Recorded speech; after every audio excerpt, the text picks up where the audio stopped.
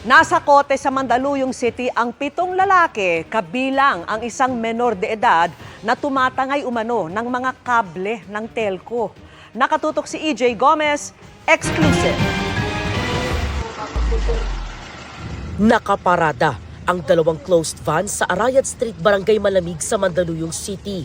Makikita sa gilid ng mga ito ang ilang metrong haba ng cable wires na tinangkang nakawin umano ng 7 lalaki madaling araw noong Miyerkules, bisperas ng bagong taon. Ayon sa pulisya, cable wires ng isang telecommunications company ang ninakaw ng mga sospek. Una raw napansin ng mga security guard ng kumpanya ang krimen. Nang lapitan nila, nakita nila na nagpuputol nga ng cable wire doon sa loob ng manhole. Yung iba naman ay may hinihilang mga cable wires na rin po. Ito yung manhole na binuksan at pinagkuhanan ng mga sospek ng cable wires na kanilang ninakaw. Dito rin sa bahagi ng kalsadang ito, pinark ng mga sospek ang 2 closed van na kanilang ginamit sa krimen.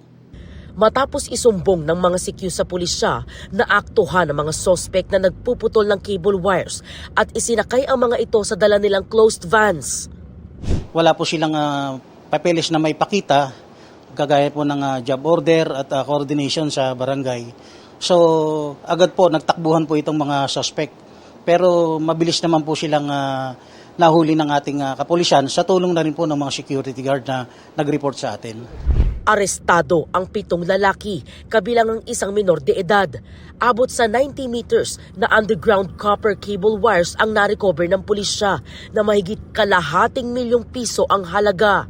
Nakumpiska rin ang safety reflective vest na sinuot ng mga sospek at ilang tools na kanilang ginamit, kabilang ang bolt cutter, hacksaw, sledgehammer at kadena. Depensa ng mga sospek, nirecruit lang sila para maghakot ng gamit para sa lipat bahay. Di raw nila alam na kable pala ang ikakarga sa closed van. Ang pagkakala po ma'am, lipat gamit lang po ma'am.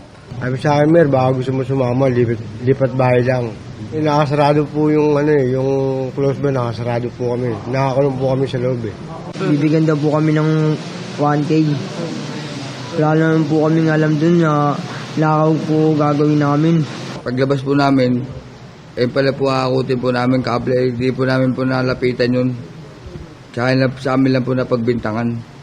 Hindi lang po namin nahawakan yun, napagbintangan lang po talaga kami. Hindi po namin alam na nakaw po yun . Pagdating po namin sa area, nakalabas na po yung cable. Doon na po kami nuli. Sinampahan ng mga sospek ng reklamong paglabag sa Republic Act 10515 o Anti-Cable Television and Cable Internet Tapping Act of 2013. Ang driver ng isa sa mga closed van nakapagpiyansa na. Ang menor de edad naman na i-turn over na sa Bahay Pag-asa. Sa investigasyon ng pulisya, residente ng Tondo at Santa Mesa sa Maynila ang mga sospek. Ilan sa kanila dati nang naaresto dahil sa kasong robbery at illegal gambling. Binabalidate po namin kung anong nabibilang grupo ito. Nakikipag-coordinate kami po doon sa mga police station nga po ma'am na may mga pangyayaring ganito na rin na modus. Para sa GMA Integrated News, EJ Gomez, nakatutok 24 oras.